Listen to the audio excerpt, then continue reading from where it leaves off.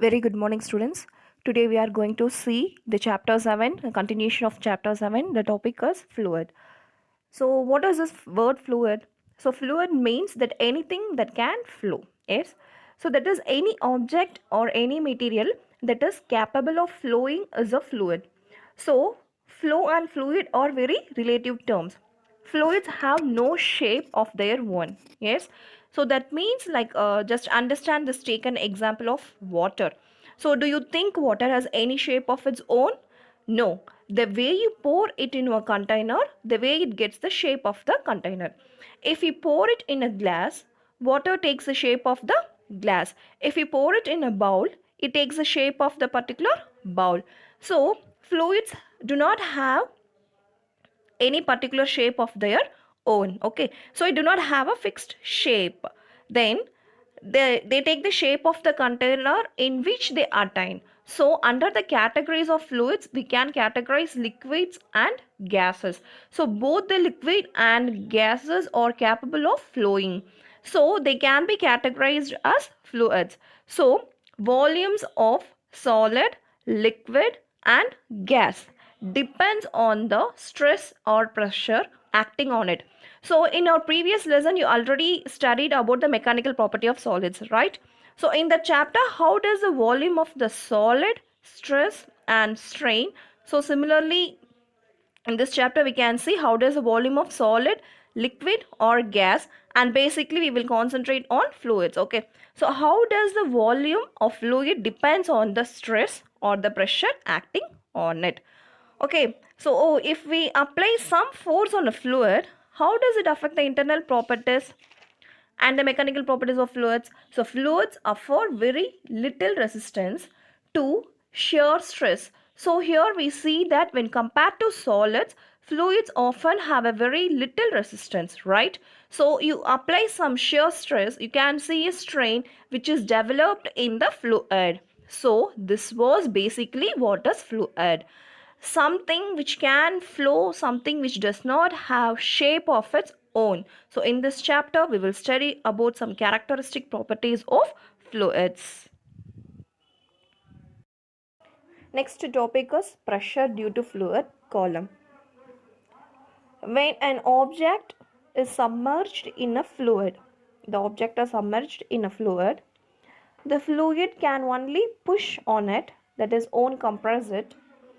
The compressive force is always a normal force, that is always perpendicular to the surface of the object and is independent to the orientation of the object. If we consider an element of fluid at rest, if we consider an element of fluid at rest, the element will be in static equilibrium. So if the sum of components of force is in any direction, it will be 0. That is F1 plus F2 is equal to 0, F3 plus F4 is equal to 0 and F5 plus F6 is equal to 0. Now let us study the variations in a liquid pressure with its depth.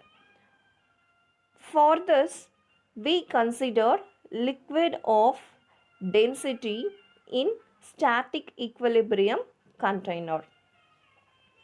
Let us select an imaginary cylindrical volume element of height dy. Okay, density of liquid is what? Rho, we know that, and the height is dy and cross-sectional area A at depth y from the surface of the liquid. So the volume of this cylindrical element is V. So V is equal to A into dy. Its mass M is equal to rho A dy and its weight dW is equal to mg, which is equal to rho A dy g. Now the downward force is acting on the top of the cylinder is PA, and the upward force is acting from bottom of the cylinder is rho plus d rho into A. Another force acting due to weight of the cylinder is in the downward direction. Therefore, in this equilibrium position goes upward and downward force balance each other. Thus, we have PA plus dW is equal to P plus dP into A. Then PA plus dW is equal to PA plus AdP. Therefore, PA get cancelled. So, we can get dW is equal to AdP. So, rho G AdY is equal to AdP. So, rho G is equal to dP by dy. So, rho G is equal to dP by dy. This is equation 1. So, this equation shows that the pressure increases with the increase in the depth of the fluid. So, this equation is true for any incompressible fluid. Okay. Now, let us consider the open vessel containing the fluid. That is, therefore, at depth y is equal to 0. The upper surface of the liquid is subject to atmospheric pressure PA. So, to obtain the absolute pressure P at the depth y is equal to h. So, we need to integrate equation 1. Thus, we get integral of PA from PA to P dP is equal to integral of 0 to h rho G into dy. Thus, P minus PA, that is atmospheric pressure, is equal to rho G H. Therefore, P is equal to PA plus rho G H. This is equation number 2. So, this equation 2 represents that the absolute pressure P at depth h is greater than the atmospheric pressure PA on the liquid surface. So, open to the atmosphere by amount of rho GH. So, again this difference P minus PA is equal to PGH is known as gauge pressure. Okay, next topic is Pascal's law application, that is hydraulics. So we already know about Pascal's law, but we should also know the application of this simple laws in normal. You must have here the term hydraulic. Yes? So hydraulic machines are machinery and tools that use liquid fluid power to do simple work. So according to Pascal's law, the pressure applied to an enclosed incompressible fluid is transmitted and changed to every part of the fluid. So here there is a model of simple hydraulic that uses the principle. So it is a U-shaped tube which has two arms and they are closed by two leak-proof pistons. So now here two arms are different cross section. Here one arm has much larger cross section than other. So hence we say A2 is greater than A1, where A1 and A2 are the cross sections of the two arms of the U-shaped tube. So now when we applied force which is equal to F1 to lift piston, then it will create pressure which is equal to F1 divided by A1. As we know, pressure is equal to force by area. Okay. Now the cross section of A1 is small. We can generate the greater amount of pressure easily by applying the moderate amount of force. Now this pressure will transmit equally throughout the fluid and reach the larger tube. Now here in the larger piston, the pressure would be F1 by A1.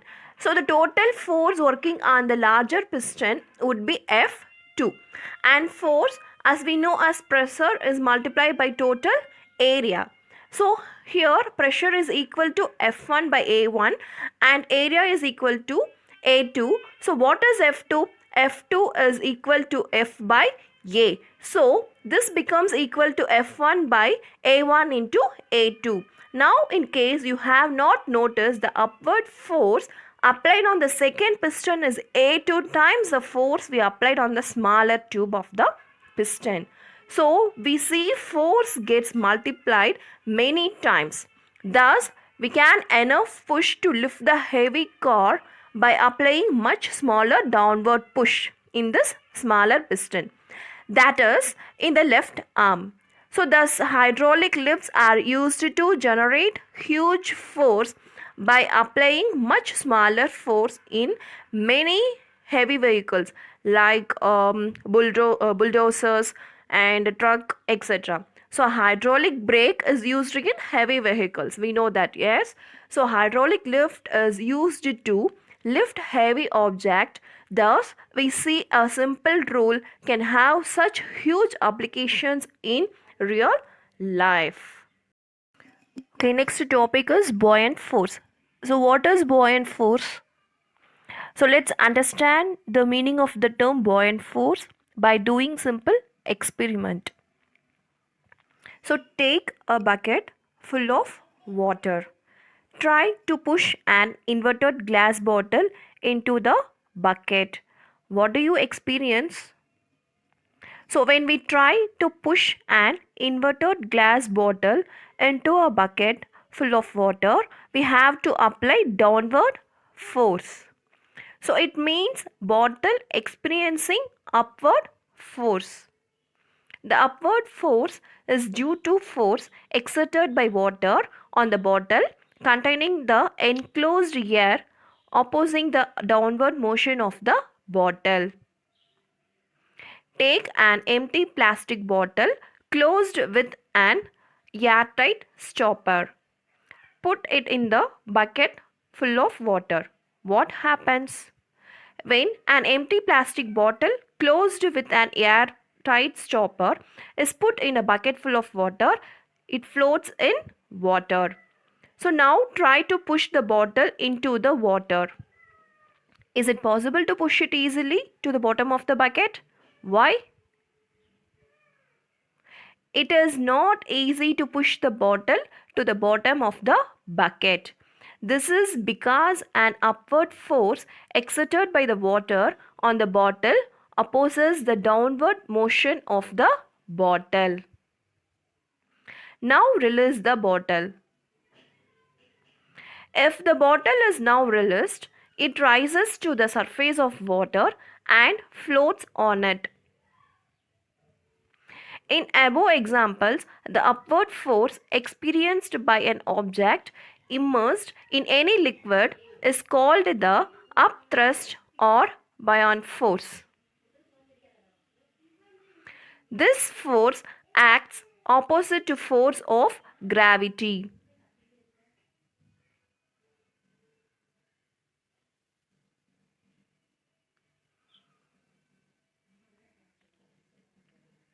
Okay, when a body is partially or fully dipped into a liquid, the liquid exerts forces on the body. The force exerted by this liquid is perpendicular to the surface of the body and is equal to the product of pressure and area at that point. That is, F1 is equal to P1 into A1, F2 is equal to P2 into A2.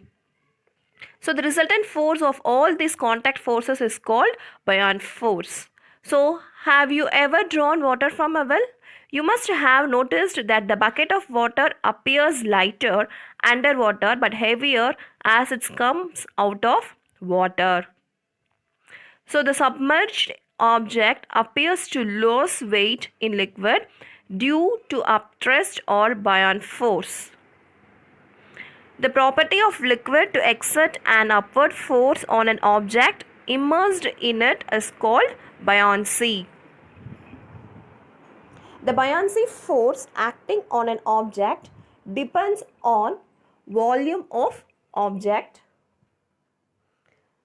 The buoyancy force is greater if volume of object submerged in liquid is larger.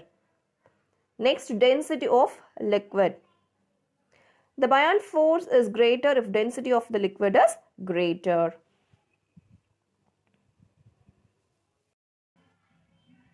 Next topic is viscosity.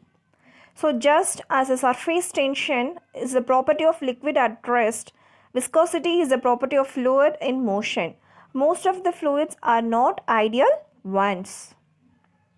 They offer some resistance to the fluid motion when the fluid moves in the form of layers having different velocity. It tends to destroy the relative motion of the different layers of the fluid. This resistance is an internal friction of fluid, similar to the friction when a solid moves on the surface of another solid. This internal friction of moving fluid is called viscosity of fluid. Thus, viscosity is the property of the fluid, liquid or gas, by virtue of which an internal frictional force becomes into play when the fluid is in motion in the form of layers and having relative motion. It opposes the relative motion of different layers. So, viscosity is also called as fluid friction. To understand viscosity of fluid, take a fluid, that is liquid oil, enclosed between two parallel glass plates as shown in figure. Keep the bottom plate fixed and move the top plate by applying some force with a constant velocity u relative to the fixed plate. Replace the oil with honey. We will note that a greater force is required to move the top plate with the same velocity. It shows that the honey has more and internal friction force than oil. That is, honey is more viscous than oil. In the above experiment, the layer of liquid in contact with the surface has the same velocity as that of the surface. It means the layer of the liquid in contact with the top glass plate moves with the velocity u, and the layer of liquid in contact with the fixed glass plate is stationary. The velocity of the different layers of liquid increases uniformly from bottom 0 velocity to the top layer velocity u. Every fast moving layer tends to pull forward its lower slow moving layer, and every slow moving layer tends to pull backwards the upper fast moving layer. This produces a viscous force, that is, it is called internal frictional force or viscosity between the two layers of the liquid, which tends to destroy the relative motion of the two layers of liquid. Therefore, to maintain the relative velocity between the two layers of liquid flow, a force F equal to the viscous force acting between these two layers is to be applied tangentially to the liquid layer. So, let initially B, C, D, E be the portion of the liquid in between two parallel glass plates and L be the thickness of liquid. Let A be the area of the liquid in contact with glass plate. Let F be the tangential force applied to move the upper plate with the constant velocity v. After a short interval of time del t, let the liquid take the shape F, G, D, E as shown in figure, where Bf is equal to del x is equal to V into del t.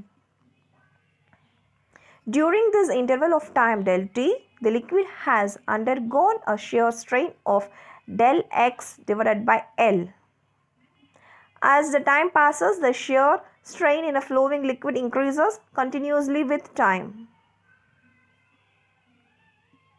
Experimentally, it is found that in a flowing liquid, the stress is proportional to the rate of change of strain or strain rate.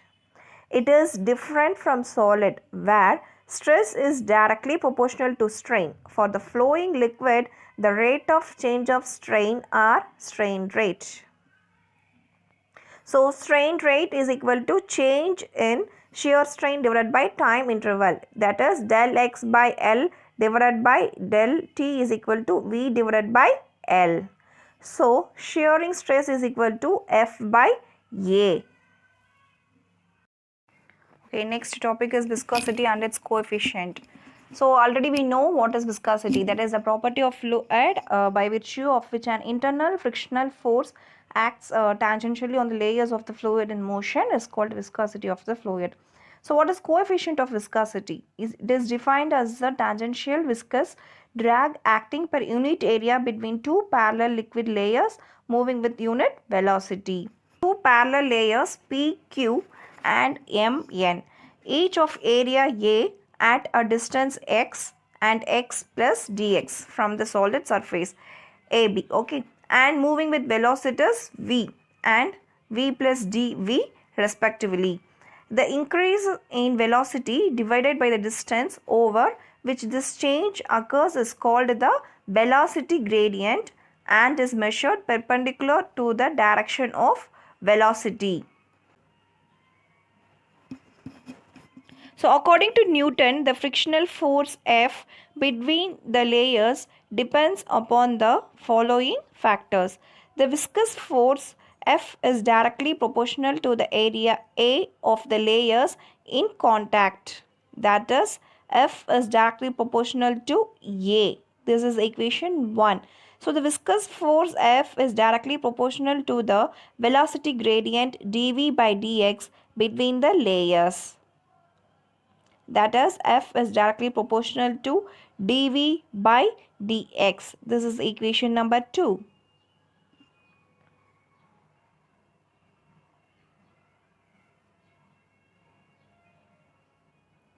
Combining equations 1, F is directly proportional to A, and equation 2, F is directly proportional to dV by dx, we get eta is equal to minus F by A into dV by dx, or F is equal to minus eta A dV by dx.